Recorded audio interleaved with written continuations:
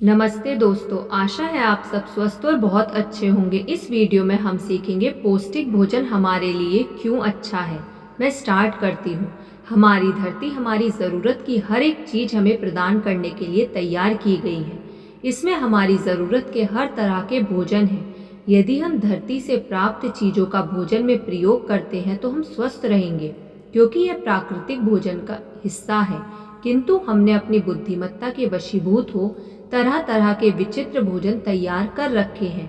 फिर भी हम कहते हमारा स्वास्थ्य सही नहीं रहता। हम में से बहुतेरे भोजन के प्रति सचेत नहीं हैं।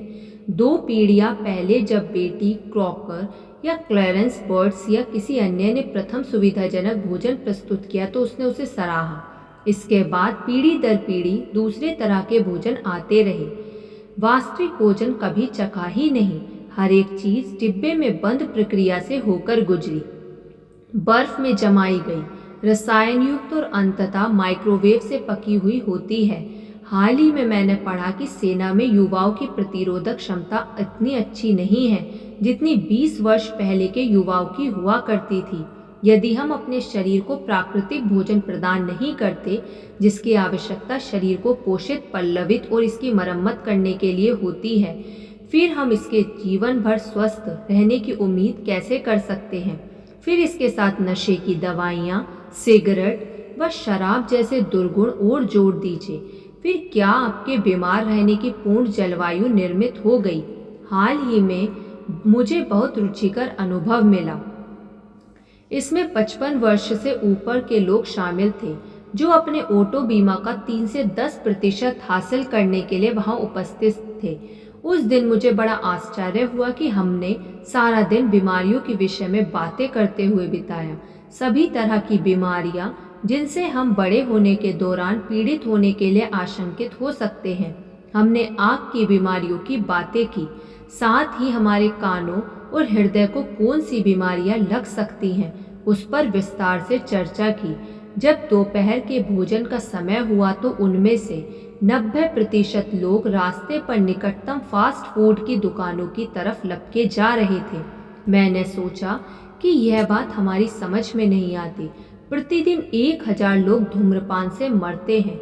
मेरे ख्याल से तकरीबन 5 लाख लोग प्रतिवर्ष गंभीर बीमारी से मरते हैं। हर साल लगभग 10 लाख लोग हृदय रोग से मरते हैं। इस संक्रमण काल में एड्स का संकट बढ़ता जा रहा है। इस संकट में ऐसा लगता है मानो हम एक दूसरे के प्रति कितने प्रेमहीन व पूर्ण धारणा से ग्रसित हैं।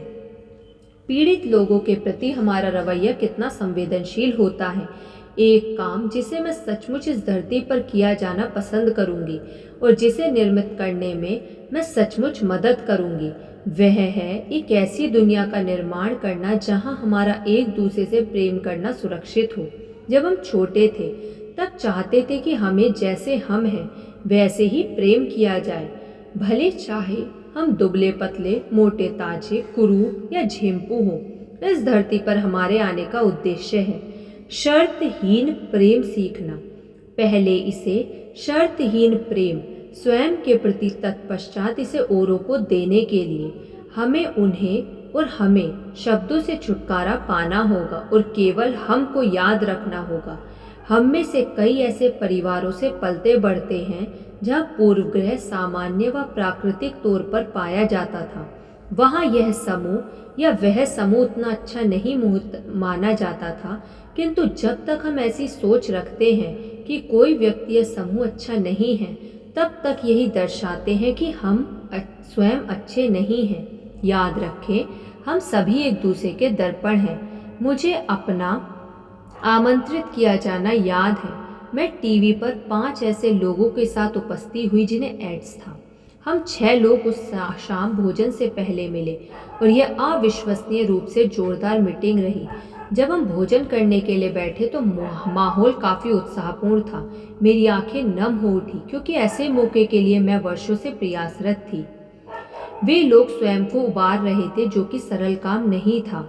उन्हें कई विधियों को आजमाने के लिए अलग अलग परीक्षाओं के दौर से गुजरना था और वे अपनी सीमाओं के परे जाने के लिए तैयार थे। अगले दिन हम कार्यक्रम में शामिल हुए और यह एक बहुत अच्छा शो रहा। मुझे इस बात की खुशी थी कि एड्स पीड़ित महिलाओं का भी उस शो में प्रतिनिधित्व किया गया था। मैं चाहती थी कि मैं अपना दिल खोलकर महसूस करूं। और एड्स ऐसे समूह को प्रभावित नहीं करता जिसकी उन्हें परवाह नहीं है। यह हर किसी को प्रभावित करता है। जब मैं शोर से बाहर आई, वह मेरे पास पहुंची और मुझे गले लगा लिया। मेरा यकीन है कि उस दिन हमने आशा का संदेश प्रसारित किया। एक ऐसा व्यक्ति था वहां जिसने स्वयं का हर तरह के कैंसर से उपचार किया है। तो उम्मीद सदा विद्यमान रहती है और उम्मीदों से ही हमें संभावनाएं मिलती हैं। अपना हाथ खड़े कर कोई उम्मीद ना होने की बात करने के बदले हमें उस दिशा में कुछ करना चाहिए। अपनी प्रकृति के अनुरूप अपना काम करता है। इस तथ्य को महसूस करके मेरा दिल टूट जाता है कि बहुत से मेरे विषम लैंगिक लोग हैं जो मात्र इसलिए मरने जा रहे हैं कि सरकार और चिकित्सा जगत ने उनकी ओर पूरी गति से प्रयास नहीं किया। जब तक कोई बीमारी समझा जाता रहेगा तब तक इसके प्रति उतना ध्यान आकर्षित नहीं किया जा सकेगा जितना ज़रूरी है। इसके पहले इसे मान्य बीमारी माना जाए, कितने और लोगों को इसका शिकार होना पड़ेगा। धन्यवाद। आपको ये वीडियो कैसी लगी कमेंट करके ज़रूर बताइएगा। यदि आपने अभी तक इस चैनल को सब्सक्राइब नहीं किया तो सब्सक्राइब कर लीजिए और इस वीडियो को लाइक कर दीजिए। धन्यवाद।